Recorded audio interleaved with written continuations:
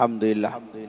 Mudah-mudahan Allah merahmati kita, mengampunkan dosa-dosa kita, menaikkan darjat kita kerana kita berada dalam masjid rumah Allah, beriktikaf dalam bulan Ramadan pula. Mudah-mudahan Allah berikan kebaikan kepada kita.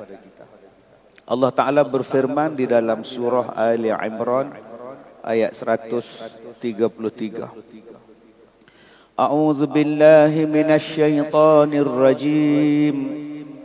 Wasari'u ila maghfiratin mir rabbikum wa jannatin arduhas samawati wal ard u'iddat lil muttaqin. Dan bersegeralah kamu kepada keampunan daripada Tuhanmu, dan disediakan kepada kamu syurga yang luasnya seluas langit dan bumi, yang disediakan untuk orang-orang yang bertakwa. Kemudian Allah berfirman dalam ayat 134 surah Ali Imran, alladzina yunfiquna fis sarra'i wad dharra wal kaziminal ghaiz wal 'afina 'anil nas wallahu yuhibbul muhsinin. Yaitu orang yang menafkahkan hartanya baik di waktu lapang maupun sempit, dan orang yang menahan amarahnya dan yang memaafkan kesalahan orang lain. Allah menyukai orang-orang yang berbuat kebajikan. Ayat 135 Allah berfirman, walladzina idza fa'alu fahishatan aw zalamu anfusahum dzakarullaha fastaghfaru lidzunubihim wa man yaghfiru dzunuba illallah wa lam yusirru ala ma fa'alu wa hum ya'lamun. Dan juga orang-orang yang apabila mengerjakan perbuatan keji atau menganiayai diri mereka sendiri, mereka akan ingat kepada Allah lalu memohon ampun terhadap dosa-dosa mereka. Dan siapa lagi yang dapat mengampuni dosa selain daripada Allah? Dan mereka tidak meneruskan perbuatan kejinya sedangkan mereka mengetahui. Sadaqallahul azim. Tuan-tuan yang saya hormati, kita lihat daripada surah Ali Imran 133 sampai 135. Allah Ta'ala sebut tentang syurga dan siapa yang layak untuk berada di dalam syurga. Pertama kata Allah, wasari'u ila maghfirah, dan bersegeralah kamu untuk mendapat keampunan daripada Allah.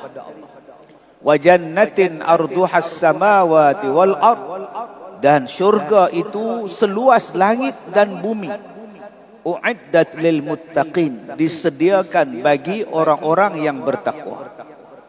Ada satu perintah Allah sebut dalam ayat ini, kata Allah, wasari'u, dan bersegeralah kamu semua. Cepat-cepat. Cepat-cepat kata Allah. Wasari'. Bila sebut wasari'u, kamu semua. Wasari'u, dan bersegeralah kamu semua. Cepat-cepatlah kamu semua. Untuk apa? Ila maghfiratin mir rabbikum, supaya dapat keampunan daripada Tuhan kamu semua. Wa jannah, dan disediakan syurga, arduhas samawati wal ard, disediakan bagi kamu syurga seluas langit, seluas bumi. Allah Ta'ala sediakan. U'iddat lil muttaqin, disediakan untuk orang-orang yang bertakwa. Baik, Allah Ta'ala bagi tahu cepat-cepat taubat, cepat-cepat buat amalan, cepat-cepat buat sesuatu benda yang membolehkan Allah mengampunkan dosa-dosa kita. Sebab apa? Sebab Allah kata, aku sediakan syurga seluas langit dan bumi. Tuan-tuan yang saya hormati, ada beberapa perkara dalam kehidupan kita ini boleh dicepatkan. Yang lain tu bawa tenanglah, bawa bersabar. Yang pertama yang digalakkan untuk dicepatkan ialah menikahkan anak perempuan jika sudah sampai kufu bagi dia. Bila dah sampai kufu pada dia, dah jumpa, dah elok, dah laki-laki ni untuk anak kita yang perempuan, nikahkan. Nikahkan, bagi nikah. Duk bawa sana, bawa sini, dah jalan sana, jalan sini. Dah 13-14 hari puasa, dah tak buka puasa di rumah, duk buka puasa depan masjid negeri je dengan tunang dia. Bagi nikah. Tiap-tiap hari jumpa tunang balik kerja, pergi buka puasa depan. Kamu ni bila nak buka puasa dengan ayahnya? Tak apa lama Abang Bidin ada. Kita orang beli kat depan masjid negeri, kata dia. Kalau begitu bagi nikah.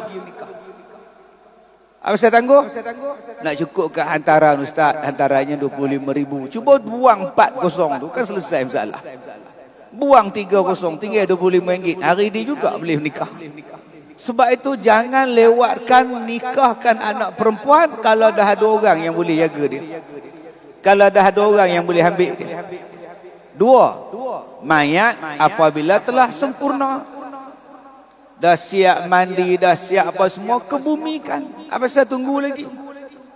Mayat bila dah selesai semua dah, mandi siap, semua dah siap, apa lagi? Tanam je lah. Matinya pukul 10 malam, 10 pagi pun belum mandi lagi. Apa pasal? Kamu tunggu siapa? Tunggu anak sulung dia nak balik pada Australia. Bila sampainya? Lusa baru sampai. Bila sampainya? Besok lusa baru sampai. Tak payah tunggu, kau tanam je. Apa saya nak tunggu-tunggu? Mana tahu kau ustaz, kuk-kuk tunggu bila anak dia sampai, mungkin hidup balik mak dia ni. Eloklah tu. Kalau boleh hidup balik, saya pun nak nunggu juga. Masalahnya takkan hidup balik. Hak dia kebumikan awal. Yang ketiga, yang kena disegerakan ialah waktu solat apabila dah masuk. Bila dah masuk waktu solat sembahyang. Apa lagi ditangguh-tangguhnya? Tambahkan lagi tuan-tuan. Apa dia? Bila dah masuk waktu berbuka, makan. Apa lagi dibuat tu makcik? Makan makcik orang kejap, nunggu sambal tu dia. Pakcik kamu tu kalau makan buka puasa tak ada bersambal, tak ada berbuka dia. Lantak dia tak ada buka, makcik makan dulu makcik. Sebab dah sampai dah waktu berbuka. Tiada lagi tunggu-tunggu, pergi masak, pergi makan. Kemudian taubat. Jangan ditangguh-tangguh taubat. Jangan ditangguh. Bila kau nak berhenti tikam nombor ekor ni Din, tunggulah. Sekarang ni tengah duk galak lagi. Bila kau nak taubat ni PA oi. Saya tak nak jadi hipokrit. Saya nak jadi diri saya. Nanti kalau saya bertudung, pakai tudung 2 hari, pakai tudung 2 bulan, saya buka. Nanti orang kutuk saya. Baik saya jadi macam saya ni. Tangguhlah dulu. Mana boleh tangguh-tangguh taubat? Sekarang taubat. Sebab itu Allah Ta'ala sebut, wasari'u, dan bersegeralah kamu untuk minta keampunan daripada Allah. 1. Taubat cepat. Yang kedua, apakah amalan yang menjadikan Allah mengampunkan dosa kita? Kena buat cepat. Apa amalan yang Allah ampunkan dosa-dosa kita? Jangan tangguh lagi. Walaupun mungkin hanya sedekah dengan sebelah buah kurma, sebelah buah kurma lah kita sedekah. Janji Allah ampunkan dosaku. Kalau boleh sembahyang tarawih 20 rakaat, 10.30 baru habis, 10.30 lah aku sanggup buat. Janji Allah hapuskan dosa-dosaku. Kalau dengan berpuasa ni Allah hapuskan dosaku, aku sanggup puasa setiap hari pun tak apa, selama setahun. Janji Allah ampunkan dosaku. Yang aku minta sangat ialah Allah mengampunkan dosa-dosaku. Sebab dosa ni banyak. Dosa-dosaku bagaikan pepasir di pantai. Sesungguhnya Engkaulah pengampun dosa-dosa besar. Minta ampun. Allah Ta'ala kata bersegeralah minta ampun. Cari jalan apa benda yang boleh Allah ampunkan dosa kita. Buat. Kalau boleh sedekah lah. Kalau boleh sembahyang malam lah. Kalau boleh baca Quran itu menghapuskan dosa, aku sanggup baca. Pasal apa? Pasal aku takut pada Allah. Dosa aku banyak. Apa aku nak jawab di padang mahsyar? Apa aku nak jawab pada malaikat dalam kubur? Apa yang aku nak menghadap kepada Allah di hari kiamat? Dosa menggunung. Kalaulah ada satu amalan yang boleh hapuskan dosa, aku sanggup buat. Kenapa yang Allah kata segerakan bertaubat? Sebab Allah Ta'ala janji disediakan pada kita syurga seluas langit dan bumi. Tuan-tuan, syurga bukan sempit. Syurga bukan kecil. Jangan duk banding, jangan duk bayang syurga ni macam masjid kita. Masjid kita ni ada had. 50,000 tak muat dah. 50,000 orang tak muat dah bayang kat Padang. Tak muat dah. Syurga dia tak ada. Tak ada limit. Seluas langit dan bumi. Siapa yang tahu seluas langit? Kita tak tahu. Seluas bumi, Ustaz? Seluas bumi pun kita tak tahu. Kita ni tahu sebab orang yang beritahu luas bumi sekian-sekian banyak. Betul ke? Bukannya kita pergi suka pun. Orang kata luasnya bumi ni mungkin 164 juta kilometer. Mungkin. Mana kita tahu kalau dia cakap 100 juta kilometer, kita pun tak tahu. 164 juta kilometer persegi. Hang suka ke? Allah kata luas syurga tu seluas langit dan bumi. Maknanya langit pun luas, bumi pun luas.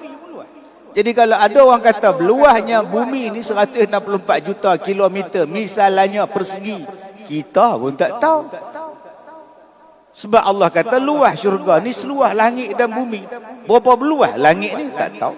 Berapa luas bumi ni pun kita tak tahu. Kita ni dia beritahu sebab orang beritahu. Orang yang beritahu tu pun dia tak pernah ambil kayu pergi sukat. Dia memegak. Tapi Allah kata seluas langit dan bumi. Maknanya luas. Satu. Dua, apa makna dia? Layak dan muat semua orang masuk. Sejak daripada zaman Nabi Adam alaihissalam sampai zaman akhir, semua orang layak masuk syurga. Bagi siapa yang nak masuk syurga. Siapa yang nak masuk syurga, semua boleh masuk. Yang tak mau masuk saja, yang tak mau masuk saja, yang tak nak masuk. Sebab itu ditanya pada Rasulullah, berapa ramai orang boleh masuk syurga? Siapa yang boleh masuk syurga? Kata Rasulullah, siapa pun boleh masuk. Siapa yang nak masuk? Siapa-siapa yang nak masuk, dia boleh masuk syurga. Jadi siapa yang nak masuk syurga? Orang yang ada amalan-amalan dia, orang yang ada keinginan dia untuk masuk syurga. Masuklah dia dalam syurga. Tapi kata Allah, uiddat lil muttaqin, disediakan syurga itu bagi orang bertakwa. Tuan-tuan yang saya muliakan, sebab itu hidup kita ni tak boleh lepas daripada takwa. Semalam sembahyang Jumaat, ittaqullah, takwa. Saat lagi kita baca surah Al-Baqarah, Alif Lam Mim, Zalikal kitabu la raiba fihi hudan lil muttaqin. Takwa juga. Kutiba alaikumus siyam kama kutiba alal ladzina min qablikum la'allakum tattaqun. Takwa juga. Wa man yattaqillaha yaj'al lahu makhraja. Takwa juga. Innallaha yuhibbul muttaqin. Takwa juga. Daripada awal Alif Lam Mim sampai hujung 30 Al-Quran, berapa banyak perkataan takwa Allah Ta'ala sebut. Petunjuk bagi orang bertakwa. Barang siapa yang bertakwa, Allah suka pada orang bertakwa. Sesiapa yang bertakwa, mudah-mudahan kamu jadi bertakwa. Takwa aja yang penting disebut. Takwa. Sampaikan dalam 133 Ali Imran, Allah Ta'ala kata syurga ni disediakan bagi orang bertakwa. Habis itu tak nakkah kita ni tuan-tuan jadi orang bertakwa? Tak nak ke kita ni jadi orang bertakwa? Sebab Nabi kata siapa yang bertakwa masuk syurga tanpa hisap. Orang yang bertakwa ni masuk syurga tanpa hisap. Allahu Akbar. Kita kalau boleh naik kapal terbang tanpa hisap pun kita bangga habis. Kita kalau picok immigration dekat mana-mana negara tak payah beratur, bangga habis dah. Saya lepas-lepas sakit jantung tu tuan-tuan 2016 buat jantung. Bila saya naik kapal terbang tuan-tuan, bila saya beratur je dekat airport tu, polis bantuan polis tengok saya, dia panggil saya, Ustaz Kazim, ke depan. Tak payah beratur. Depan. Ustaz Kazim. Minta maaf ya tuan-tuan ya, dia sakit jantung. Wah, untung. Jadi siapa yang tak nak beratur, minta sakit jantung. Insya-Allah. Dengan tak payah beraturnya kita naik van jenazah. Insya-Allah sampai tuan-tuan. Apa yang saya boleh bangga bawa beg bagasi tu heret pergi ke depan, masuk kapal terbang awal, tak boleh terbang juga kapal terbang tu. Walaupun saya naik dulu, orang lain belum naik lagi, tetap kapal terbang tu tak boleh berjalan sebab belum naik semua. Dan bila landing nanti tetap sama-sama landing. Kamu masuk dulu ke, kamu masuk kemudian ke, selagi pintu kapal terbang tak dikatup, selagi itulah tak terbang kamu tu. Selagi mana kapal terbang tu tak terbuka pintu dia, tak boleh keluar lah kamu duduk situ. Piciklah loceng macam mana pun nak turun. Apa istimewanya? Tapi kalau kita masuk syurga tanpa hisap, tak payah nak tunggu di padang mahsyar. Tak payah nak berpanah matahari di padang mahsyar. Tak payah nak berpeluh sampai ke hidung di padang mahsyar. Tak perlu nak melalui susah payahnya. Allah kata hisaban yasira. Diberikan kepada kita hisab yang mudah masuk dalam syurga.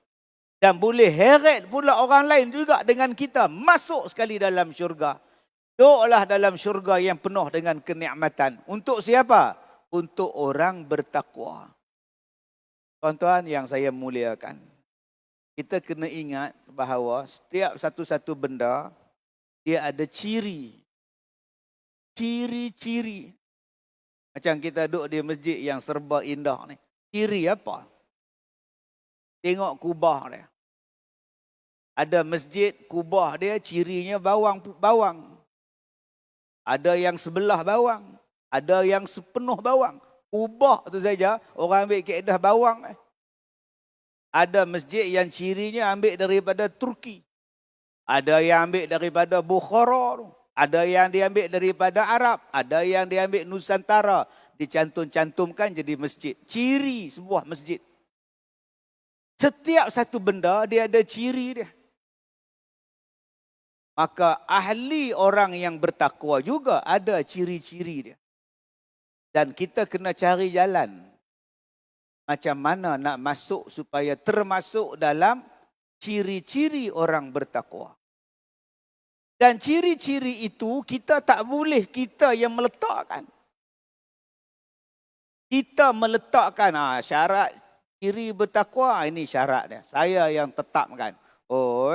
Kalau kita menetapkan ciri kita bertakwa, kita cop diri kita bertakwa. Macam baik. Baik ni Allah yang tentukan. Kalau kita sendiri tentukan, semua orang mengaku baik. Saya baik, saya baik, saya baik. Saya puasa kadang-kadang Ustaz. Hari rajin saya puasa, saya puasa. Hari malas saya tak payah puasa. Mayang mu tengoklah, subuh memang saya tak buat lah. Tapi maghrib isyak saya buat. Okey lah, bagi saya okey lah. Dia akan kata okey. Sebab dia yang buat syarat. Kalau manusia yang buat syarat, semua orang kata dia baik. Tapi syarat-syarat nak tentukan baik, nak tentukan tak baik, nak tentukan bertakwa atau tidak bertakwa, syarat itu ialah Allah yang tentukan. Sebab syurga tu dia sediakan. Maka dia yang tentukan syarat, siapa dia yang boleh masuk dalam syurga. Tugas kita ialah masukkan diri kita dalam syarat itu. Jadikan diri kita ciri orang-orang itu yang melayakkan masuk dalam syurga. Maka Allah memberitahu kepada kita ciri-ciri orang yang layak dimasukkan dalam syurga yang dipanggil orang bertakwa. Apa dia? Allazina yunfiquna fis sarra. Orang yang membelanjakan hartanya waktu dia senang. Maknanya nombor satu nak jadi orang bertakwa tu apa dia? Membelanjakan harta dia pada jalan Allah. Waktu dia senang, waktu dia elok, waktu dia mewah, waktu dia sihat, waktu dia serak, waktu dia lapang, waktu dia berada, dia ingat pada Allah. Dia infak wang dia, harta dia pada jalan Allah. Nombor satu, ciri orang bertakwa ialah berkaitan dengan harta. Tengok-tengok orang Melayu kata, nanti kalau harta banyak, lambat masuk syurga. Tak payahlah jadi orang kaya. Jadi orang miskin. Dalam Ali Imran, Allah Ta'ala kata, ciri orang yang bertakwa nombor satu ialah orang yang ada harta. Maknanya Islam suruh kita ada harta. Tak siapa yang kita duk ikut cakap orang Melayu biarlah miskin. Orang Islam biarlah miskin. Kerana kaya-kaya sangat lambat masuk syurga. Kita nak cepat masuk syurga. Nak masuk syurga cepat. Allah Ta'ala kata, harta awak belanjakan. Berbeza tak tuan-tuan? Sampai bila kita diajar ni? Biarlah kita bukan harapkan dunia. Kita harapkan akhirat. Nak harapkan akhirat, ada benda yang kau kena buat dalam dunia. Cuba tuan-tuan tengok Al-Baqarah ayat 2. Zalikal kitabu la raiba fihi hudal lil muttaqin ayat 3 ayat 4. Allazina yunfiqun. Allah sebut tu, wa mimma razaqnahum yunfiqun kata Allah. Allazina yu'minuna bil ghaib wa yuqimuna as-salah wa mimma razaqnahum yunfiqun. Siapa orang bertakwa? Allah jawab dalam Al-Baqarah. Orang yang percaya pada benda gaib. Orang yang mendirikan salat dan orang yang membelanjakan sebahagian harta yang Allah berikan padanya pada jalan Allah. Awal-awal dalam surah Al-Baqarah dia suruh belanja lah. Kalau Allah suruh belanja, kalau kita tak ada harta, nak belanja apa? Nak belanja apa? Tabung tu pun kita tak boleh masuk duit, duit tak ada. Allah suruh kita ada duit, baru kita boleh belanja pada jalan Allah. Ada satu orang, dia kata, Ustaz,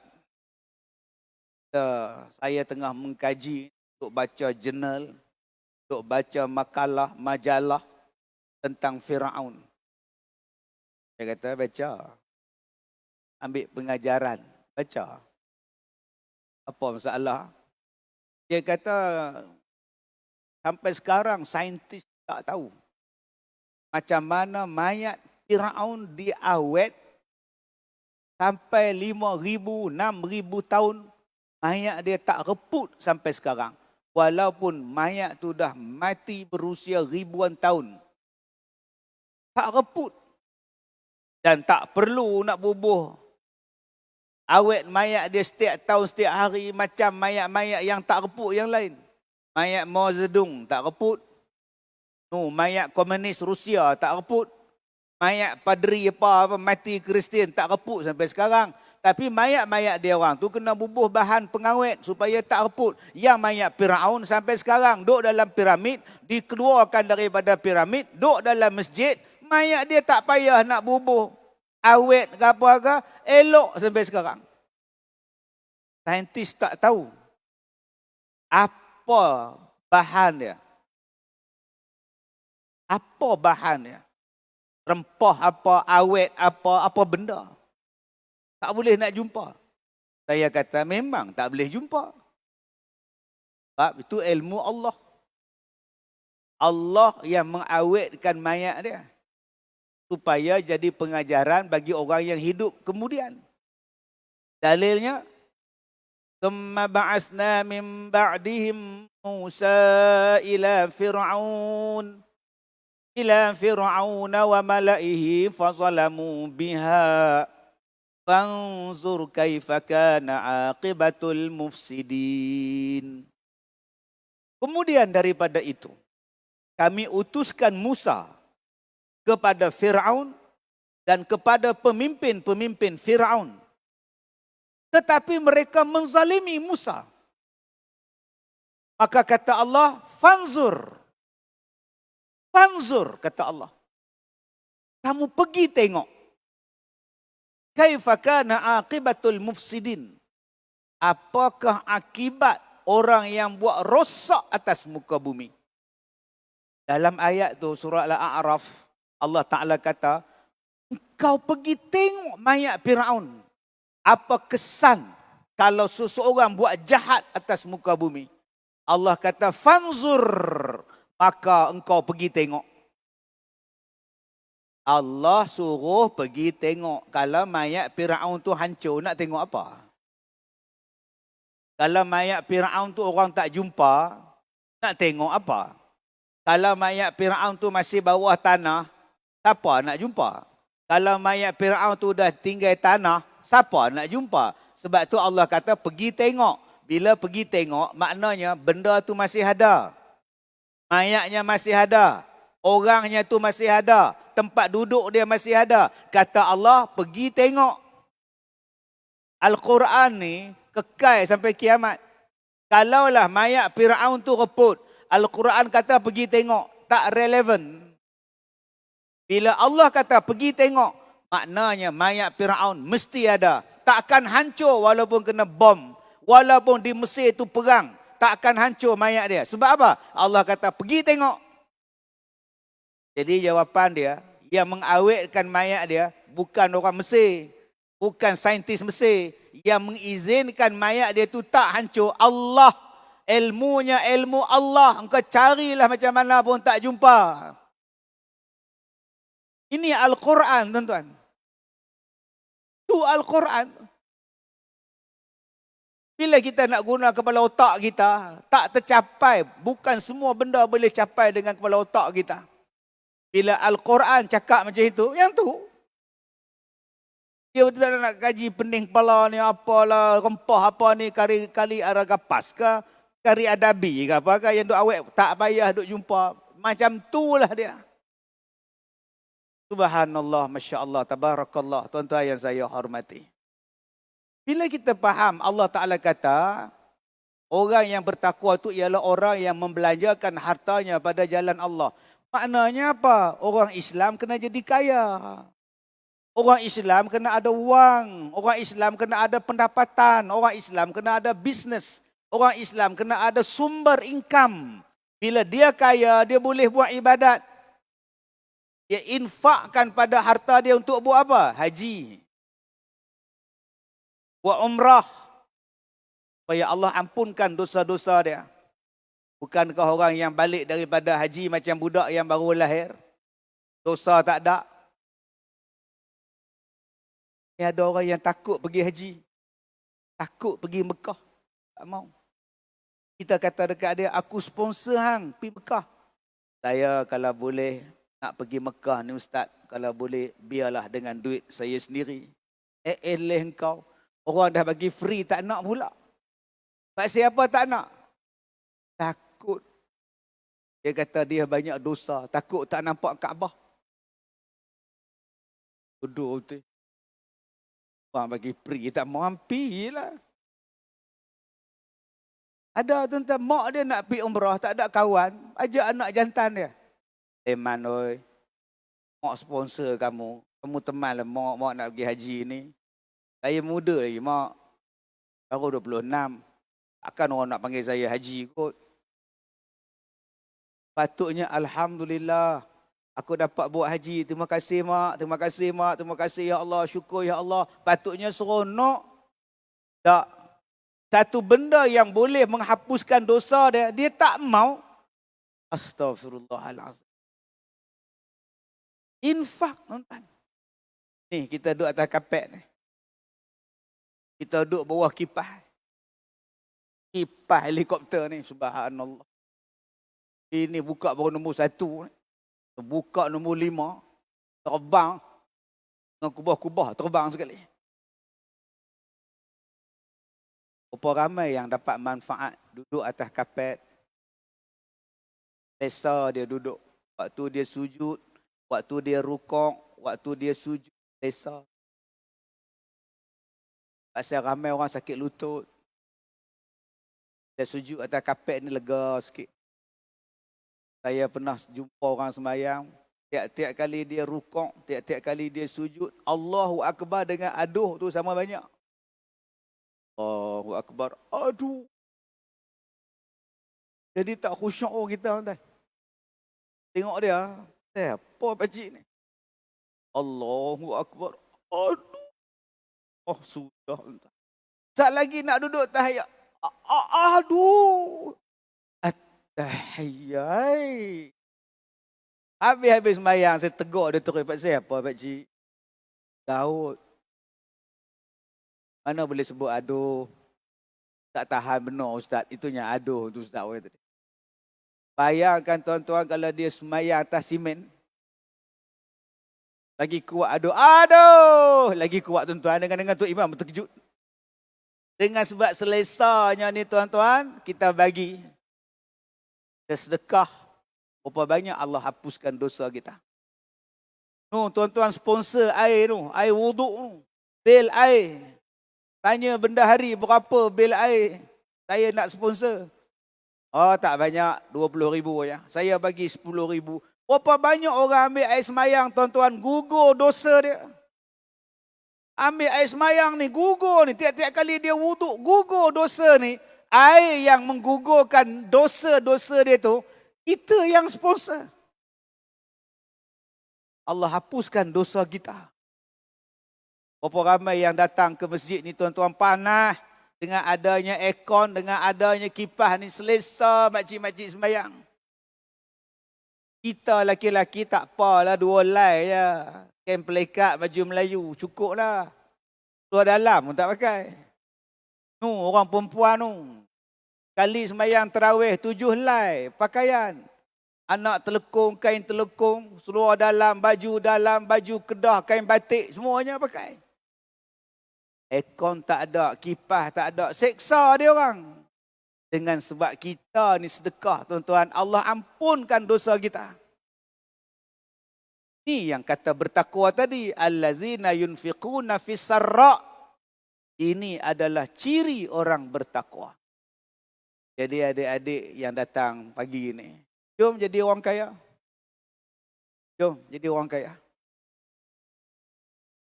Apa cita-cita kamu? Saya nak jadi orang kaya. Kita semua tengok dah. Hai, jadilah Hafiz. Kamu nak jadi apa? Nak jadi orang kaya, mak? Hai, jadilah ulama. Habis itu siapa nak jadi orang kaya? Dia jadi orang kaya yang beriman. Dia jadi hafiz yang kaya raya. Dia jadi orang kaya yang baik. Daripada 10 sahabat Nabi yang masuk syurga, confirm, lebih daripada separuh kaya. Abu Bakar kaya, Umar kaya, Abdul Rahman kaya, Osman kaya, Sa'ad bin Abi Waqqas kaya. Yang miskinnya siapa? Ali dengan Sa'ad bin Abi Waqqas. Ini Bilal bin Rabah. Sa'ad tu kaya tuan-tuan. Orang nombor 6 masuk Islam, Sa'ad bin Abi Waqqas. Kaya raya tuan-tuan. Bila dia sakit, Rasulullah ziarah dia. Anak perempuan seorang. Tak ada anak lain. Rasulullah, dia tanya kat Nabi, ya Rasulullah, saya nak sedekahkan seluruh harta saya pada jalan Allah. Waktu sakit tu. Nabi kata jangan. Seluruh tu banyak sangat. Anak kamu kan ada.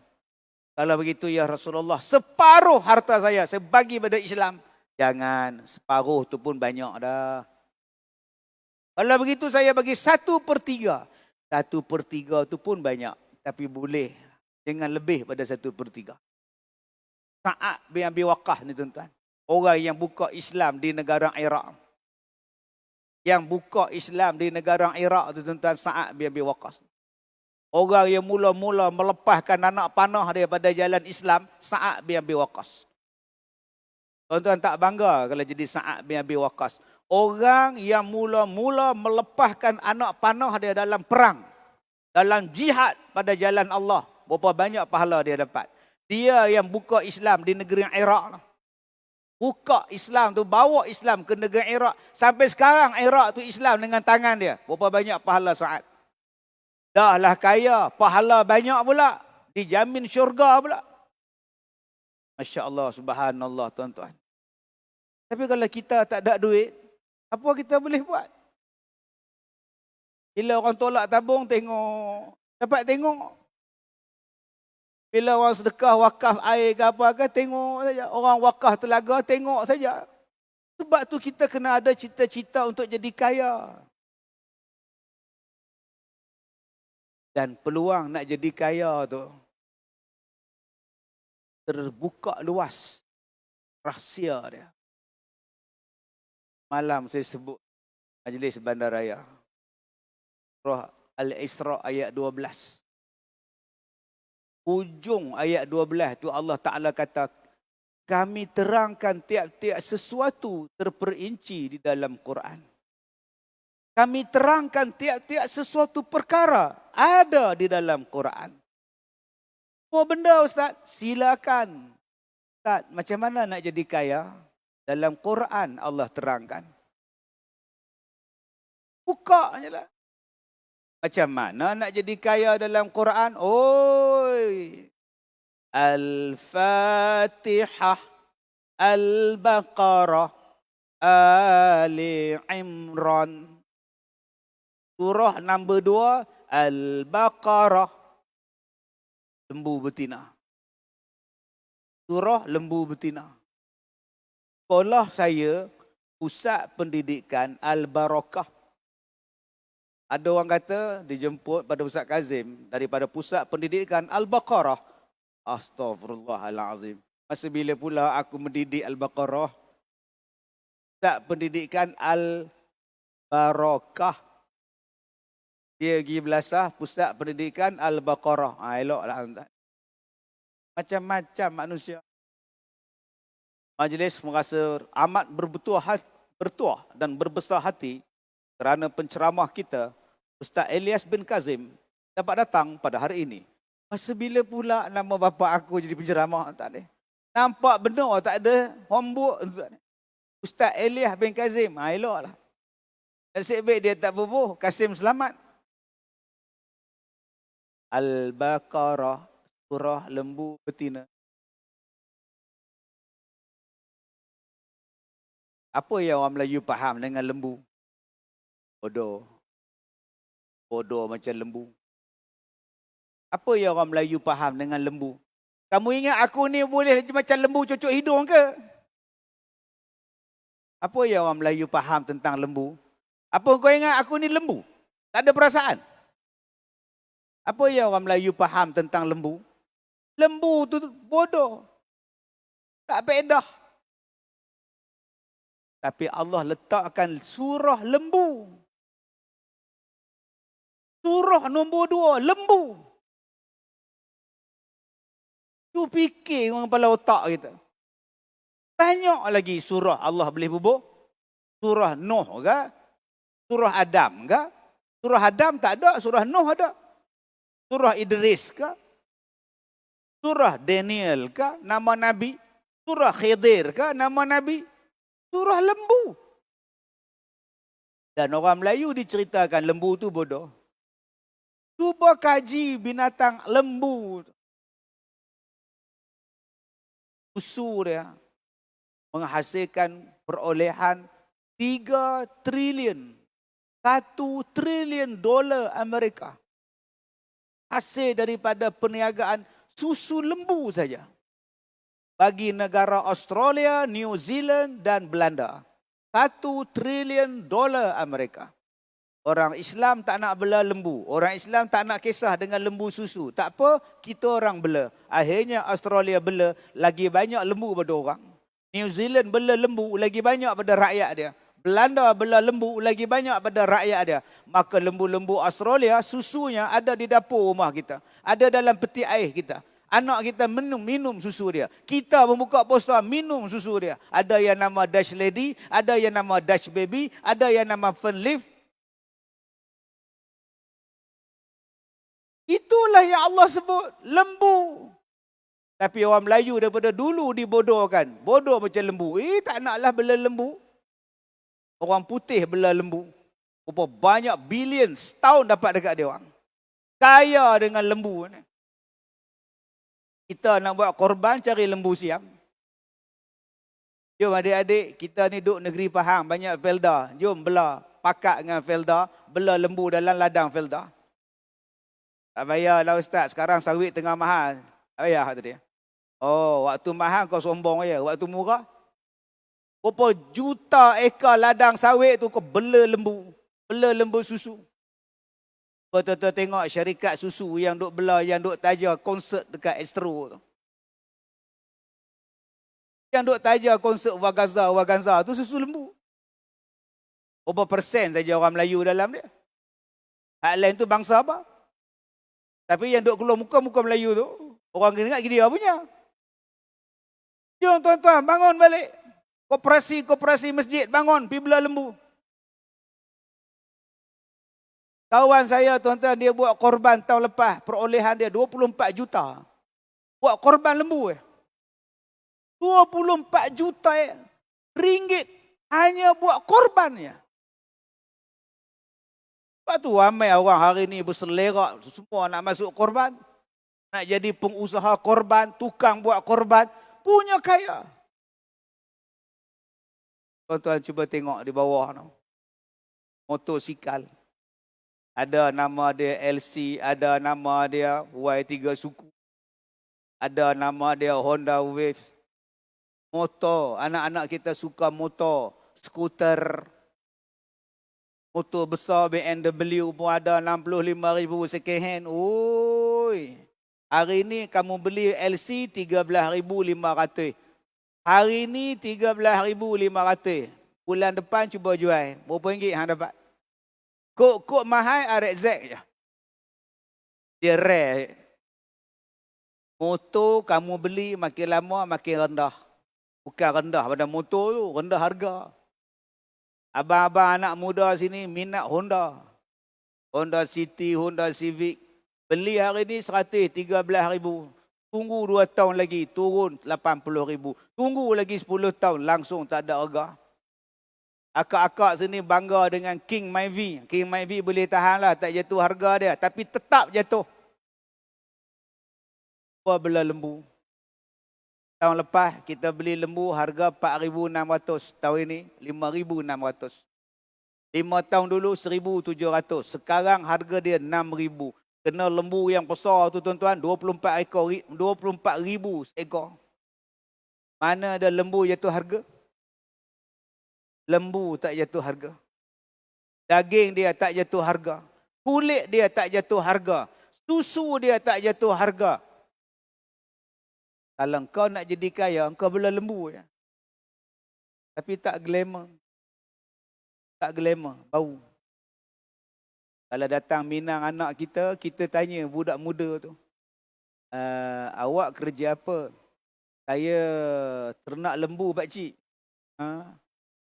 Ada future ke? Ada masa depan ke? Tak maaf lah, anak saya masak pun tak pandai lagi. Cancel terus. Minggu depan orang lain pula datang. Awak kerja apa? Saya kerja kera ni. Oh bagus. Di pejabat mana? Pejabat lawyer depan tu. Oh kerja kera ni. Oh bagus. Pak saya apa? Pak saya pakai tie. Dengan tie tu boleh kalah lah. Lepas ni adik-adik yang mana bela lembu nak bagi minang orang, pakai tie. Tak apa pakai kot, pakai tie, pergi ladang lembu. Mana Din? Ladang lembu je. Begini. Adakah kita nak nampak macam itu? Tuan-tuan, di bawah sana berapa banyak kereta Mercedes. Mercedes. Kita tengok pun sedih. Ada yang harga 1.5 juta, ada yang harga 1 juta. Ada yang 600,000, paling-paling koman pun 200,000. Sebuah kereta Mercedes. Sebuah kereta Mercedes. kulit lembu yang dibuat untuk cushion kereta dia, 5 ekor lembu setiap satu kereta. Setiap satu kereta, 5 ekor lembu kulit dia dibuat cushion. Tuan-tuan bayangkan harga sebuah Mercedes berapa ratus ribu. Kalau tuan-tuan pembekal kulit lembu pada syarikat cushion kereta pun kaya dah tuan-tuan. Itu baru cerita lembu. Belum cerita lagi tentang lebah. Dalam Al-Quran ada lebah. Pergi lebah. Ini masalah kita. Lebah susah carilah. Lebah susah carilah. Lebah susah carilah. Nak susah cari apa? Kamu tak belah. Karena Allah kata dalam Quran, fihi syifa'ul linnas. Lebah tu ubat bagi manusia. Bisnes yang paling bagus sekarang ialah bisnes ubat. Daripada face mask. Anda faham? Tak faham sudah? Kenapa kita tak nak belah lebah? Yang belah lebah orang lain. Malam ada satu Cina, dia bawa kat saya madu lebah. Besar pada betul dia lagi. Panjang tu betul. 2 hari lepas. 3 betul. Ni Datuk. Original punya madu. Mana Tukir dapat? Ni kawan saya bela lah. Ke bukit. Ori lah. Ini ori betul. Betul ori punya. Tak ada tipu punya. Cina bela. Padahal Al-Quran bukan turun kat dia pun. Dia pun tak kerti baca Quran pun. Dia pun tak hafal Quran. Suratul Nahl tak hafal pun. Tapi dia bela lebah. Ini banyak bagus. Saya sakit pun ni lebah lah minum lah. Habis tu Ustaz ambil lebah di mana? Ustaz ambil madu di mana? Saya ambil di Siam. Dia orang belah. Kawan saya belah di Siam tu. Di Hat Nyai. Dia belah dalam kebun longan. Dalam kebun longan tu, buah mata kucing tu, dia buat sarang lebah. Ambil madu, main hantar kat saya. Nak cari orang kita belah lebah tuan-tuan, Allah susah. Sedangkan Allah kata lebah ni ada 3 tempat dia duduk. Satu di bukit, satu di pokok, satu di tempat yang kamu belah. Allah sebut direct dalam Quran, rumah yang dibuat untuk lebah. Lebah ni duduk di mana? Atas bukit satu, dekat pokok satu, dan rumah-rumah yang kamu bina untuk dia.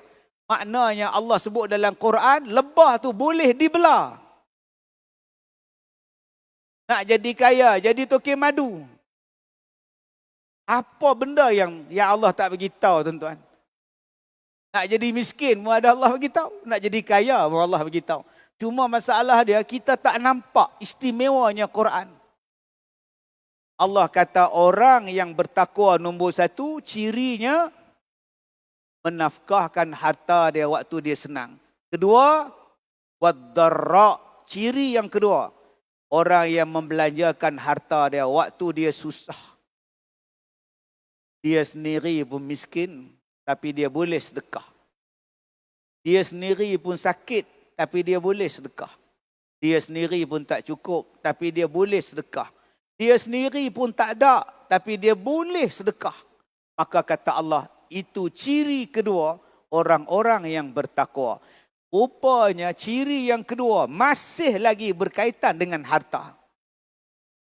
Oh Ustaz, kalaulah ciri orang bertakwa masuk syurga ni orang kaya, saya tak boleh masuk syurga lah Ustaz, saya miskin. Saya bukan tak boleh kerja Ustaz, saya lumpuh.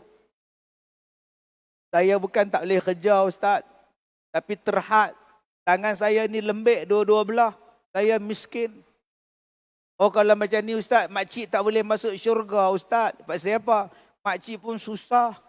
Suami tak ada, anak-anak tak ada. Duk harap bantuan zakat je. Oh kalau begitu saya pun tak boleh masuk syurga Ustaz. Sebab apa pula? Saya orang miskin, gaji kecil, anak ramai. Allah kata, yang miskin pun boleh masuk syurga. Jangan hanya faham yang ada duit saja boleh masuk syurga. Yang tak ada duit, yang sakit, yang miskin pun boleh masuk syurga. Apa cara dia? Tetap bersedekah. Subhanallah. Tetap bersedekah. Dia dapat bantuan zakat RM500. Alhamdulillah. Dia pun tak ada. Dia pergi sembahyang tarawih di masjid. Dia ambil RM20, dia buh dalam tabung. Makcik pun tak ada pasal makcik sedekah. Makcik pun nak dapat syurga. Kita bagi dekat dia kurma. Kita bagi dekat dia beras, kotak makanan. Tepung, beras, behon. Bagi kat dia, minyak masak. Dia boleh cakap, tak maaf. Dah banyak dah yang saya orang bagi. Kalau boleh, bagi dekat Makcik Milah hujung tu. Dia belum dapat. Saya semalam dah dapat. 2 hari lepas pun dah dapat. Dah penuh kat dapur. Saya seorang je. Jadi kalau boleh, kalau tuan-tuan nak bagi sumbangan pada saya, terima kasih. Tapi dah banyak. Kalau boleh, bagi dekat Makcik Milah. Makcik Milah tu dah keputusan makanan. Berapa ramai orang miskin yang tala dekat orang macam tu. Bila orang bagi kat dia, bagi dekat orang tu. Orang tu tak ada. Bagi dekat Pak Mat Tempeh. Lagi tak ada. Tiap-tiap hari makan tempeh je. Bagi ke Pak Mat Tempeh. Ini tidak. Alhamdulillah ambil. Terima kasihlah ambil. Di rumah dia udah sengit sebelah dah. Perah dekat serata gampit dah. Macam mana nak masuk syurga ni? Kamu pentingkan diri kamu tak cukup-cukup padahal makan. Tidak.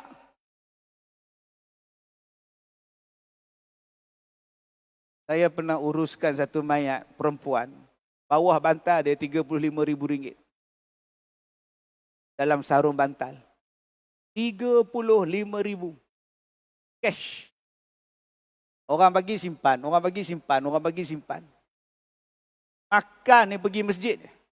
Makan ni ada di masjid, dia makan. Tak ada, tak makan. Tapi orang bagi duit, dia simpan tuan-tuan. RM35,000 cash. Ni nak bagi ke siapa duit ni? Anak tak ada, lelaki tak ada. Saya kata, kenapalah opah waktu hang hidup, hang tak makan duit ni. Rebuihlah masak lemak ke apa benda ke. Nak makan duit?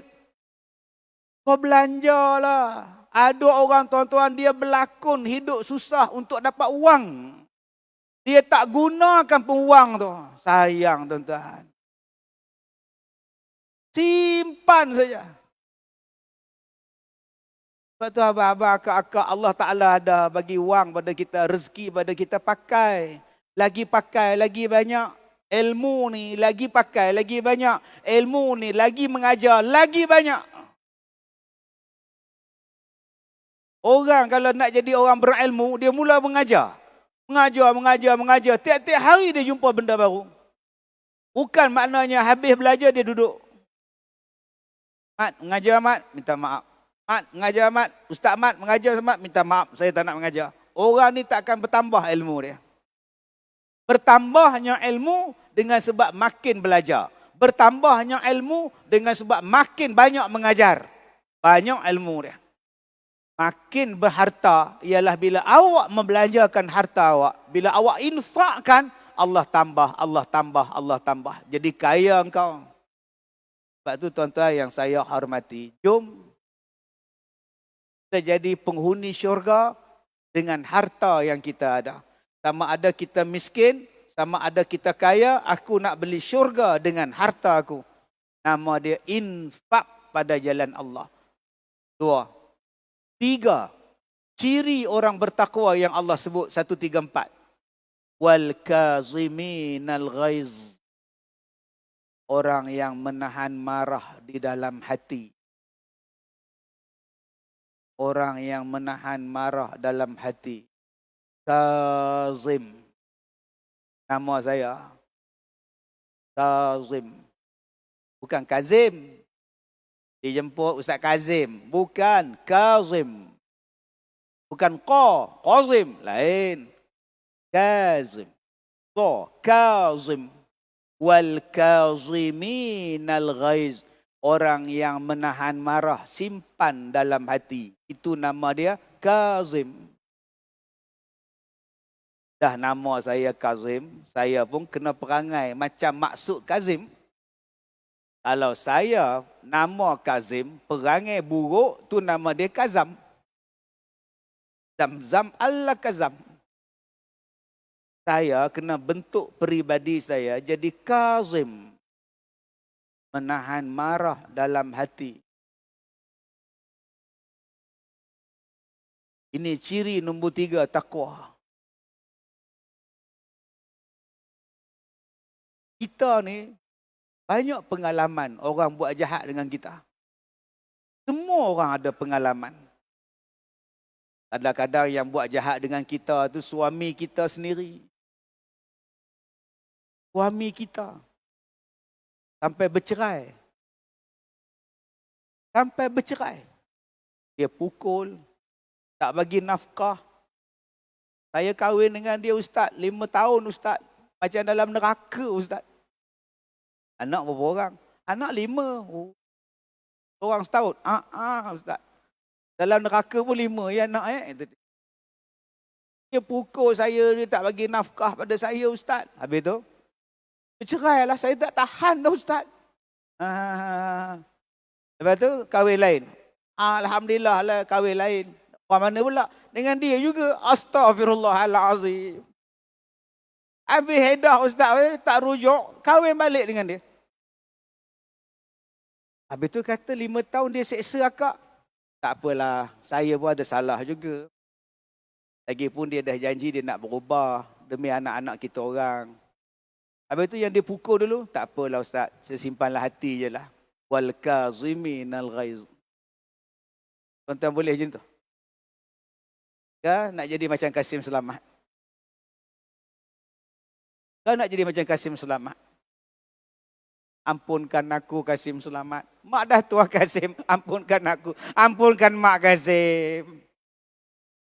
Sampai ke sudah dia tak ampunkan. Ambil gerpu lagi, cucuk. Tuan-tuan nak jadi macam Damak cerita Pak Malau. Jenuh minta ampun. Damak, ampunkan saya Damak.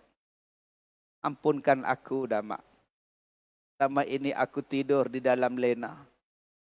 Selama ini aku tidur di dalam jaga. Kau yang mengejutkan aku Damak. Ampunkanlah aku. Telajak perahu boleh ditarik Pak Malau. Telajak kata buruk padanya. Sudahlah Damak. Barang yang lepas jangan diulang kaji Damak. Dia ingat cerita ni homework ke nak ulang kaji tuan-tuan. Sampai ke sudah dia tak maafkan. Dia lepaskan marah dia. Wal kazimin, dia tak simpan dalam hati. Dia balon pompam. Belum bertakwa. Orang yang menahan marah dalam hati, dia boleh balas. Dia boleh tibai balik. Dia boleh hentam balik. Tapi nak buat apa? Berpanjangan. Tapi nak buat apa? Makin melarat. Melibatkan keluarga. Melibatkan banyak pihak. Kadang-kadang kita nak marah suami kita, tapi aku simpan dalam hati. Kita nak marah isteri kita, aku simpan dalam hati. Kita simpan dalam hati perangai mak kita tu, mak mertua. Tak tahu nak cakap ustaz, mak mertua saya buat apa pun salah ustaz. Pasal apa yang dia bagi salah kat akak, pasal apa? Pasal saya menantu dia, sayalah menantu yang tak kerja ustaz. Menantu-menantu dia yang lain kerja. Saya seorang je suri rumah. Jadi dia kata saya duk perhabiskan duit anak dia, suami saya. Padahal saya tak kerja. Saya bela anak 6 orang. Saya tak hantar pada pengasuh. 6 ni saya didik. 6 ni saya ajar Quran. 6 ni saya ajar dia agama. Saya ajar dia mata pelajaran. Budak-budak saya ni ustaz, anak-anak saya tak pernah minum ubat batuk ustaz. Hantar rumah orang, baginya ubat batuk. Dideranya budak tu bagi cili 1,600 set. Batang cili sehari, tak kemampus budak tu. Saya bela anak saya jimat lah ustaz. Kalau hantar pada orang lain 300,500 kali dengan 6, dah ada over 1,000 dah ustaz. Gaji habis itu je. Tapi mak mertua saya tak faham. Sabar. Tadi juga akak cakap dia tak faham. Anggap dia tak faham. Wal kaziminal ghaiz. simpan dalam hati. Saya bila baca khutbah satu masjid, habis-habis semayang, saya nak balik, nak turun keluar, datang satu orang, tak maaf, cium tangan, peluk. Ustaz, saya ni nak minta maaf. Oh ya ke? Saya mau sama, saya maafkan. Tak nak tanya ke apa yang saya buat pada Ustaz? Tak nak. Saya nak maaf, dah awak minta maaf, saya maafkanlah. Lagi sekali peluk pula tuan. Nanti kalau saya tanya, awak buat apa pada saya? Gaduh tak? Oh awak lah. Dalam masjid pula tuan-tuan menggaduh. Baik tu saya tanya, awak buat apa? Dia datang hulurkan tangan, minta maaf, okey, jalan. Tak payah kita tanya, apa benda yang awak buat. Memanjangkan pening kepala kita. Kita banyak lagi masalah, apa fikir masalah dia. Walaupun kadang-kadang tuan-tuan, benda yang dibuat tu,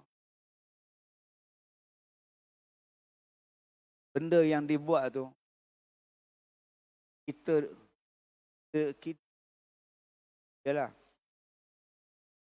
cakap kita yang menanggung dia tu, Allahu Akbar. Dia dengan mudahnya datang minta maaf.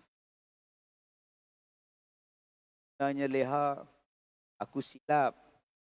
Yang aku nampak tu bukan suami kau, punya orang lain.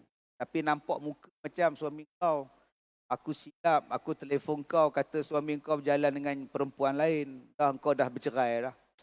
Maaf aku silap, bukan suami kau, orang lain. Nampak belakang macam dia. Padahal dah bercerai dah. Dia yang report pada kita, suami kita bawa perempuan lain naik menara tu. Dia tak tanya, dia tak tengok, ya Allah, suaminya si Nap. Aku telefon Nap. Nap, lelaki kau naik menara Nap. Dengan perempuan Nap. Yang Nap tu pun bodoh. Balik-balik suami, konok ke naik menara? Buat lembik tengkok tanya. Menara apa kau? Abang banyak kerja ni kat office. Banyak kerja dah layan si janda kan? Janda mana pula? Jenis tak sabar tuan-tuan. Dah lah kau tak percaya pada abang, aku cerai kau. Dia tak buat live. Talak 3 dia bagi. Sekarang nak cerai talak 3 live baru tuan-tuan main. Sebab tu akak-akak bawa tenang, sabar. Siasat, kaji, teliti. Kadang-kadang tuan-tuan, malam, saya ada petang semalam, saya ada ceramah di Maris Cafe. Bila saya duduk nak buka puasa tu, saya nak ambil apa nak makan ni? Saya ambil ikan. Wah, dia kari ikan dia, ikan sepotong. Itu lauk. Sahabat tanya, Datuk, itu kambing tu, kambing bakar tu ambil. Dia angguk je lah. Teringin juga tuan-tuan kambing bakar. Kambing golek tu teringin juga. Tapi saya tak boleh makan. Ustaz, kambing kan Nabi suka. Ya, Nabi suka. Tapi saya tak boleh makan. Tambah-tambah bulan Ramadan ni tuan-tuan, saya rasa saya tak pernah pergi pasar Ramadan. Saya pergi pasar Ramadan waktu anak seorang. Sekarang anak dah besar-besar semua dah. Memang tak pergi pasar Ramadan. Tak pernah pijak pun pasar Ramadan. Apa sebab Ustaz? Nak buat apa? Di rumah dah ada masak. Tak pergi pun. Kenapa Ustaz tak pergi? Saya bukan baik sangat. Nak pergi pasal Ramadan tu, seksi je banyak. Hilang pahala saya kan. Tintah lah, potong kita lah, kita potong dia lah. Banyak pahala hilang kan. Tak tengok membazir pula. Ini tengok. Tak nak lah aku. Yang ketiga, saya tak nak teringin. Sebab di pasal Ramadan, ada air tebu. Ini duduk perah tebu. Berjak-jak air tebu. Saya suka air tebu. Tapi saya tak boleh minum air tebu. Tak boleh. Saya suka tengok lauk. Tambah lauk kuning. Masak udang. Dalam dia ada rebung pula. Wow. Rebung pula ambil pada siam. Ambil pada kedah. Masakkan lemak udang rebung. Saya suka tapi saya tak nak. Sebab di rumah saya tak boleh masuk rebung. Di dapur saya tak boleh masuk dalam rebung. Tak boleh. Nanti ada saya makan. Kenapa kalau ustaz makan? Rebung kan halal. Air tebu kan halal. Kambing kan halal. Ya halal. Tapi dia tidak tayyibah pada saya. Bukankah syarat nak makan ada dua? Halal dan tayyibah. Satu halal, satu tayyib. Halal pada hukum, tayyibah pada awak. Halal pada hukum syarak. Tayyibah tu baik dah untuk kesihatan awak. Baik dah untuk awak. Tak baik jangan makan. Kalau ustaz minum tebu jadi apa? Dada saya akan jadi merah. Dada saya akan sakit. Gatal. Kalau ustaz makan kambing apa jadi? Allah terus berbisa. Nasi pun tinggal, air apa pun tinggal. Cari minyak sapu. Minum air penawar. Kalau ustaz makan rebung jadi apa? Kalau saya makan rebung, saya tak boleh tidur, saya tak boleh berjalan, saya sakit pedih. Jadi gatal macam kena hirih. Tak sakit apa? Kesan daripada santau. Bila ustaz kena? Tahun 97. Kesan sampai sekarang? Ya. Lepas tu saya tak berani makan. Walaupun dia halal. Tapi untuk kesihatan saya tak baik. Ustaz tak sedih dah. Sedih apa? Tak ada air tebu. Air cincau banyak. Tak boleh minum air tebu. Air katira berlambak. Apa masalah? Tak boleh minum air tebu. Air paip pun buka. Kau buka paip minum itu apa masalah? Tak boleh makan rebung. Banyak benda boleh makan lagi. Tak boleh makan kambing. Ayam boleh makan. Rusa boleh makan. Makanlah labu. Apa nak bising sangat dengan benda tu? Tuan-tuan tahu tak? Dua suami isteri datang jumpa saya. Tahun 2001. Saya kena santau tahun 97. Awal-awal, first. 2001 saya nak pindah rumah. Datang suami isteri ni. Dia kata, Ustaz, kami datang ni nak minta maaf.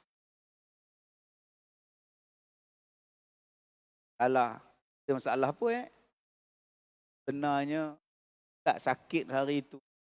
Kami yang santaukan Ustaz. Dia kata, saya tahu dah. Lama dah saya tahu. Macam mana Ustaz tahu? Saya tahu. Bukan 6 orang ke, saya kata. Bukan 6 orang ke yang kerjasama semua? Ya, mana Ustaz tahu? Mana lagi 4, saya tanya. Dia orang tak datang, dia orang segan. Macam mana Ustaz tahu kami berenam? Saya tahu. Lama dah saya tahu. Orang sekampung saya, satu jemaah masjid dengan saya. Daripada 97, 98, 99, 2000, 2001. 4 tahun tu. 4 tahun saya tahu yang dia orang tu sihirkan saya. 4 tahun saya tahu makcik sihirkan saya. 4 tahun saya tahu pakcik brother tu sihirkan saya. Cuma saya tanya kat dia orang. Akak upah berapa ringgit RM30,000 Ustaz. Tahun 97. Upah bomo tu RM30,000. Macam ni kak. Saya sebenarnya tak simpan dalam hati. Saya ampunkan, saya maafkan akak berenam dunia akhirat. Tak simpan dalam hati. Suami dia peluk saya. Badan tegap. Peluk saya hak kecil.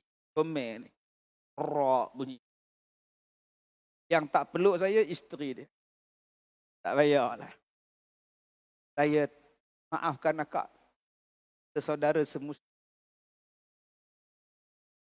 Kemudian suami dia ikut pengajian saya. Mana-mana kuliah maghrib, Dia ikut. Dan dia duduk depan meja saya. Tunduk nulis. Padahal dia yang sihirkan saya. Sampai sekarang saya tak boleh makan. Sampai sekarang saya tak boleh tidur. Sampai sekarang saya sakit. Sampai sekarang kesan daripada dada saya, tuan-tuan. Sampai sekarang. Dah 30 tahun, tuan-tuan. Tapi saya tak nak marah pada dia. Sampai satu hari, saya kata dia, bang, habis kuliah. Bang, malam besok. Boleh tak? Free. Bawa saya. Driver saya cuti. Boleh. Pukul 6 petang sampai lah. Tak, daripada hari itu, dia jadi driver saya. Dia yang sihirkan saya. Dia driver saya. Sampailah dia mati, saya yang uruskan mayat dia. Mandi dengan dia, kapan dengan dia. Tak ada pula saya cakap, padam muka engkau. Pandai-pandai lo jawab, ya, padam muka engkau. Tak ada, tuan. Bayang jadi imam lagi. Dia tak simpan dalam hati. Sebab apa? Sebab saya baca Quran. Kalau nak masuk syurga, kau simpan dalam hati marah kau dan kau maafkan orang. Allah bagi syurga pada engkau. Yang saya nak ialah syurga. Saya tak mau dunia ni. Takat tak boleh tidur, tak apa. Malam dekat Maris Cafe tu, Datin nampak tu tanya saya, Datuk tak boleh tidur lagi, Datuk? Tak. Langsung tak boleh tidur malam? Tak. Penat tak? Tak. Boleh ceramah? Mana ada tidur? Habis tu bila Datuk tidur?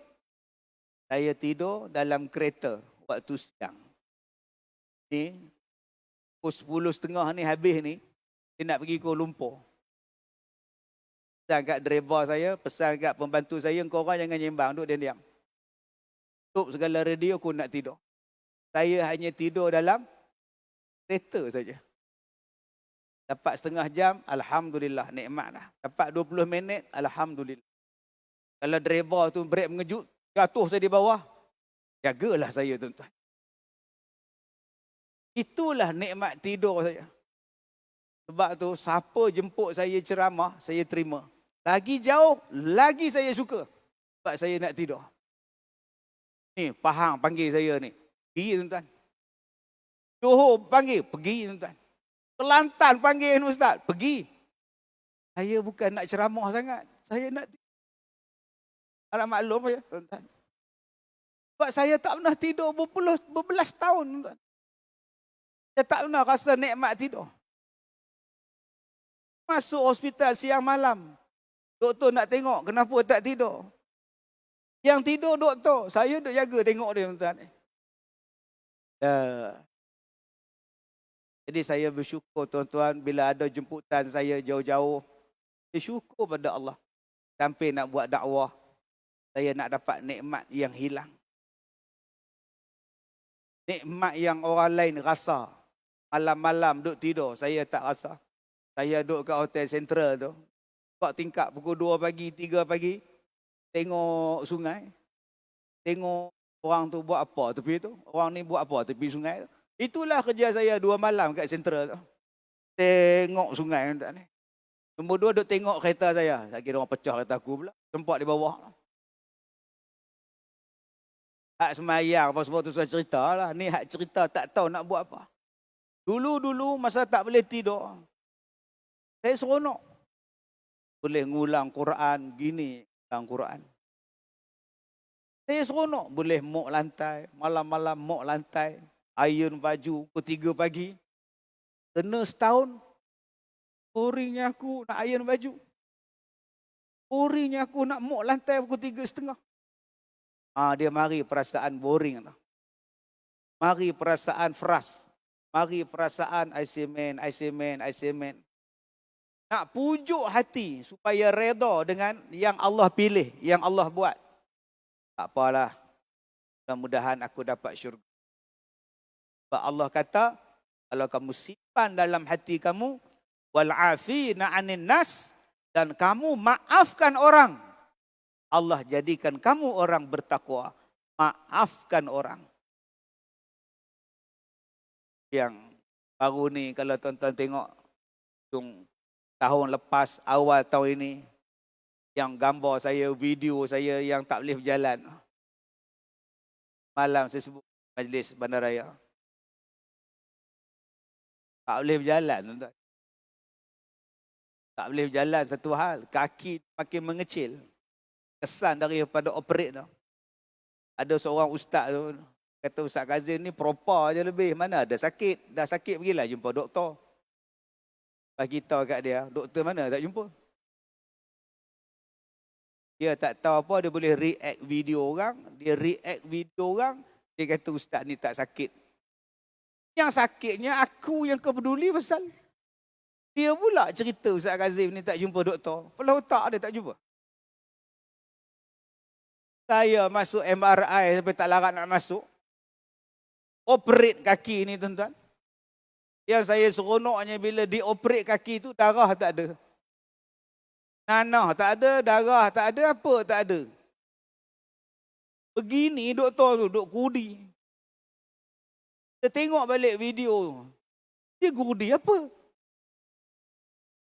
Lepas tu tuan-tuan tak boleh berjalan, bertopang, bertongkat, berkursi roda. Kemudian datang satu anak muda, jumpa Ustaz Kazim. Apa Saya nak minta maaf. Kenapa Saya yang bakar gambar Ustaz. Saya dapat upah orang untuk bakar gambar Ustaz. Di tempat laluan Ustaz mengajar tu, bakar di situ, gunakan abu mayat, letak di situ. Saya kata kat dia, saya maafkan. Balik rumah, saya cerita kat isteri saya. Kenapa abang tak tanya? Siapa yang buat? Siapa yang suruh? Tanyalah abang. Penderitanya abang. Kalau abang tanya, apa faedah yang abang dapat? Lah, dia dah minta maaf, dia ambil upah, dia minta halal. Bagilah kat dia. Sakit ada ubat.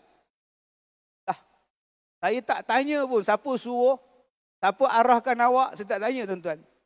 Abu mayat tu awak ambil pada mana, saya tak tanya pun. Sebab saya baca dalam Quran, kalau saya memaafkan orang, Allah boleh masukkan saya dalam syurga. Mungkin itu satu jalan Allah nak bagi saya syurga. Dah. Kalau tuan-tuan kita boleh buat macam itu, mungkin ni satu jalan Allah nak bagi aku syurga. Baik, aku sanggup. Baik, aku sanggup. Dan yang kelima kata Allah, wallahu yuhibbul muhsinin. Dan Allah suka pada orang berbuat baik. Ciri orang bertakwa nombor 5 ialah silakan berbuat baik. Dan inilah dia orang bertakwa. Ciri yang keenam, walladzina idza fa'alu fahishatan aw zalamu anfusahum dzakarullaha fastaghfaru lidzunubihim wa may yaghfiru dzunuba illallah. Yang kelima, yang keenam, ciri orang bertakwa ialah orang yang minta ampun. Baik, recap balik. 6 ciri bertakwa, recap balik. Apa dia? Orang yang menafkahkan harta waktu senang. Orang yang menafkahkan harta waktu dia susah. Orang yang menahan marah dalam hati. Orang yang memaafkan orang lain. Orang yang berbuat kebaikan. Dan yang kelimanya, orang yang bertaubat. 6 ini adalah ciri orang bertakwa. Bila boleh buat 6 ni? Sekarang dalam bulan Ramadan. Sebab itu Allah Ta'ala kata, siapa yang puasa, dia akan jadi bertakwa. Apa dia? Dia dapat 6 benda tu. Dan bila dia dapat 6 benda ni, Allah bagi dia syurga. La'allakum tattaqun. Kalau tuan-tuan nak jadi orang bertakwa, sebulan Tuhan bagi untuk kita, bentuk diri kita, buat 6 benda ni. Pertama, aku nak sedekah. Bulan Ramadan, bulan paling banyak kita sedekah. Bulan Ramadan, bulan paling banyak kita infak.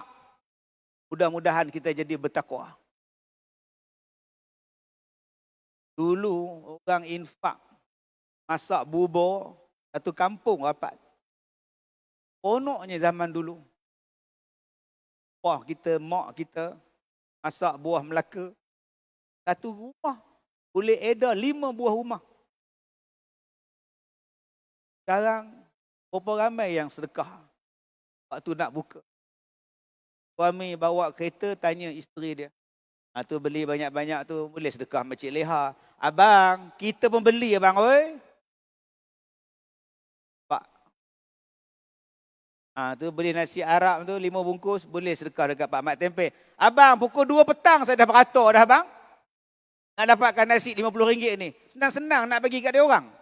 Habis dah sedekah tuan-tuan. Dia boleh beratur beli nasi biryani Arab 2 petang. Buka kedai pukul 5. Nak sedekah sebungkus susah pada dia. Gila nak jadi bertakwa. Ramadan kita ni makin lama menghakis sifat berbuat baik. Habis, terhakis. 2. Bulan Ramadan ni sebelum kita tidur. Ya Allah, aku ampunkan dosa dia. Ya Allah, aku maafkan dia, ya Allah. Bulan Ramadan ni, bulan buat kebaikan. Bulan nak baca Quran. Bulan nak qiyam. Bulan nak tarawih. Bulan untuk kita tolong orang. Bulan untuk kita berzikir. Inilah bulan dia lipat ganda. Bulan Ramadan inilah tuan-tuan. Bulan Allah Ta'ala nak ampunkan kita. Jom minta ampun banyak-banyak. Kesimpulan dia. Habis Ramadan nanti. Aku jadi orang bertakwa. Relate-nya tuan-tuan. Valid-nya tuan-tuan. Ayat 183 surah Al-Baqarah dengan surah Ali Imran 133. Dekat je hubungan dia tuan-tuan. Bagaimana nak jadi bertakwa? Nama dia Ramadan, puasa. Apa akibat daripada takwa? Allah bagi syurga pada kita. Subhanallah. Jadi tuan-tuan, kalau kita rasa kita nak masuk syurga, itulah ayat dia. Apa yang patut kita buat dalam bulan Ramadan yang mulia ini. Tapi kalau duduk dalam bulan Ramadan ni, 6 benda ni kita tak buat. Keluar daripada Ramadan nanti, tak ada apa dosa terhapus. Yang rugi adalah diri kita sendiri. Yang terakhir, surah Taha ayat 55. Surah Taha ayat 55. Surah ni saya baca untuk apa? Hari itu saya pergi Yawan. Dekat Shell. BP. 12.30 pagi. BP dah tutup. Tapi tandas dia buka. Nak pergi tandas. Keluar kereta. Anjing menyalak. Anjing datang dekat saya menyalak. Dia salak dekat saya salak balik kat dia. Dia salak. Saya pun salak kat dia. Itu bohong lah tuan-tuan.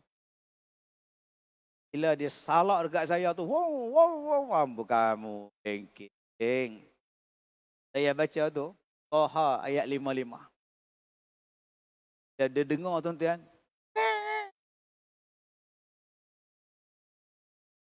Jadi, baca apa? Surah Taha ayat 55. Bukan baca dekat dia. Surah Taha ayat 55. Lagi kuat dia menyalak tuan-tuan. Minha khalaqnakum wa fiha nu'idukum wa minha nukhrijukum taratan ukhra. Doa dia. Okay. Anak kita kuat teriak, kuat menangis. Ni bebai. Jenis baru umur 2 tahun tapi hentak kaki berlubang. Jenis apa ke anak kamu ni? Ya Allah, keras kepalanya budak. Minha khalaqnakum wa fiha nu'id. Suami makcik ni panah baran. Nak panggil dia buka puasa pun kita takut. Takut tak sedap, takut tak masak. Dia hempuknya meja tu melambung. Minha khalaqnakum wa fiha nu'id. Isteri abang ni garang. Kalau nak beritahu abang nikah 2, confirm kena simbah cuka. Minha khalaqnakum. Ya Allah dia tak simbah cuka. Tuan-tuan berhadapan dengan bos yang garang, samsim, belagak, tak antu hala. Minha khalaqnakum. Satu. Dua. Rumah saya ni tepi jalan. Jarak pintu pagar dengan jalan tu dekat sangat. Rumah lot. Orang malam-malam budak-budak duk race. Jalan lah maklum kan. Hari tu ada orang baling botol. Baling dalam pagar rumah saya tu. Bau kencing merata-rata. Rupanya dia kencing dalam botol. Dia buat lempah. Itu satu bentuk sihir. Ada saya pergi ceramah, umpil tingkat dapur. Tapi dia umpil sajalah. Dia umpil saja. Kesan tu ada, betul boleh buka. Jadi, tuan-tuan ambil daripada surah Al-Kahfi, ayat 18. A'udzubillahi minasyaitonir rajim. Wa tahsabuhum aiqazan wa hum wa nuqallibu dhatal yamin wa dhatal shimal. Wa kalbuhum basitu dhira'a bil aw ittala'ta 'alaihim lawallaita minhum fararan wa lamulita minhum. Bila kita nak tinggal rumah, bila kita nak tinggalkan harta, nak tinggalkan kereta di luar, baca doa ni. Mudah-mudahan Allah pelihara harta keluarga kita. Dan yang terakhir, saya kongsi je amalan-amalan dengan saya dan tuan-tuan. Ada juga benda yang boleh tuan-tuan amalkan. Boleh amalkan, mudah-mudahan. Yang ketiganya tuan-tuan, kita ni ada hati dengan anak kita. Tak nak tidur lah, apalah, payah sangatlah. Dia jenis menangis malam. Jenis sawan. Ambil bedak sejuk. Campur dengan air hujan. Baca ayat daripada surah Al-Kahfi. Qadarabna ala adhanihim kahfi. Thumma ba'athnahum lina'lamu ayyul hizbain ahsan. Labithu amada. Ayat dia. Untuk budak yang suka menangis, yang suka meragam malam-malam, ambil bedak sejuk, baca dengan air hujan, tempek satu badan. Bacaan doa dia, fadarabna ala adhanihim fil kahfi. Allah tuan-tuan, mudah-mudahan Allah merahmati kita. Mudah-mudahan Allah berikan kebaikan pada kita. Terima kasih pada sahabat saya yang berbahagia, Datuk dan seluruh ahli-ahli jawatan kuasa masjid yang sudi undang saya pada pagi ini. Terima kasih pada semua yang hadir. Mudah-mudahan Allah merahmati kita. Bismillahirrahmanirrahim. Alhamdulillah. Salatu wassalamu ala Rasulillah wa ala alihi wa ashabihi ajma'in. Allahumma inna naj'aluka fi nuhuri a'daina wa na'udzubika min syarrihim. Allahumma baddid syamlahum wa farriq jam'ahum wa kalimatahum wa zalzil aqdamahum wa sallit alaihim kalba min kilabik ya qahhar ya jabbar ya muntaqim. Ya Allah, ya Allah, ya Allah. Allahumma ya munzil al-kitab wa ya mujriyas sahab wa ya hazimal ahzab ihzimhum wansurna alaihim. Rabbana ighfir lana dhunubana wa liwalidina warhamhuma kama rabbayana saghira. Rabbana hab lana min azwajina wa dhurriyyatina qurrata a'yun waj'alna lil muttaqina imama. Rabbana zalamna anfusana wa illam taghfir lana wa tarhamna lanakunanna minal khasirin. Rabbana la tuzigh qulubana ba'da idh hadaitana wa hab lana min ladunka rahmah innaka antal wahhab. Rabbana atina fid dunya hasanah fil akhirati hasanah wa qina adzaban nar. Sallallahu ala sayyidina Muhammad wa ala alihi wa ashabihi ajma'in. Walhamdulillahi rabbil alamin. Minta maaf jika terkasar bahasa. Billahi taufiq wal hidayah. Assalamualaikum warahmatullahi wabarakatuh.